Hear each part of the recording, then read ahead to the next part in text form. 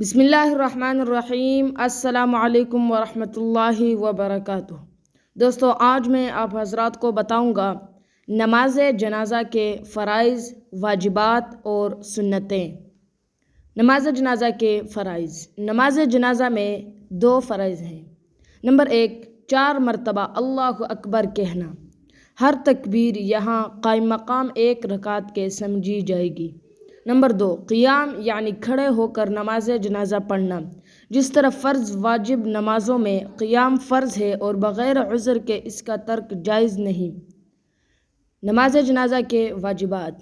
نماز جنازہ میں سلام واجب ہے۔ نماز جنازہ کی سنتیں۔